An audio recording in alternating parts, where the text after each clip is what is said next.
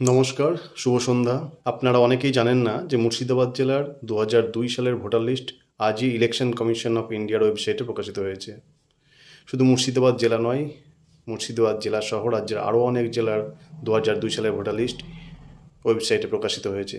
চলুন আমরা দেখে নিই এই ভিডিওর মাধ্যমে যে কিভাবে আমি বা আপনি আপনার পোলিং স্টেশনের ২০০২ সালের ভোটার লিস্ট ডাউনলোড করব।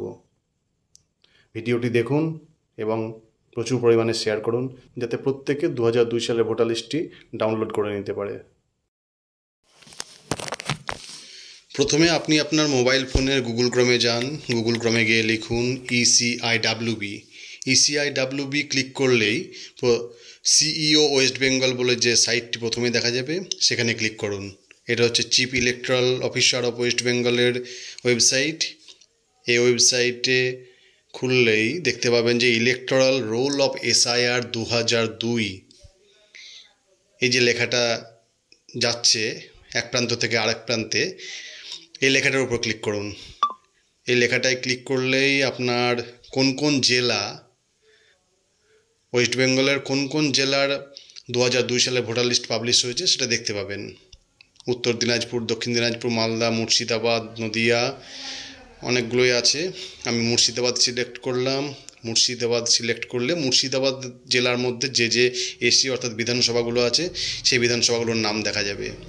আপনি আপনার যে বিধানসভায় বাস করেন সেই বিধানসভার নামের ওপরে ক্লিক করবেন। এখানে আমি বেলডাঙ্গা ক্লিক করলাম। বেলডাঙ্গা বিধানসভা ক্লিক করলে বেলডাঙ্গা বিধানসভার অন্তর্গত যে সমস্ত পোলিং স্টেশনগুলো ২০০২ সালে ছিল সেই সমস্ত পোলিং স্টেশনের নাম দেখা যাবে। একটা কথা মাথায় রাখবেন যে এখনকার যে পোলিং স্টেশন নাম্বার সেটা ২০০২ সালের পোলিং স্টেশন নাম্বারের সঙ্গে মিলবে না।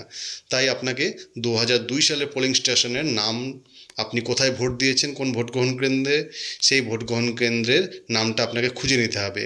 আমি এখানে সেরকমই একটা ভোট গ্রহণ কেন্দ্র মির্জাপুর জিপি অফিস এটা সিলেক্ট করলাম। এটা সিলেক্ট করলেই আপনি আপনার ভোটার লিস্ট পেয়ে যাবেন। শেয়ার করবেন। ধন্যবাদ।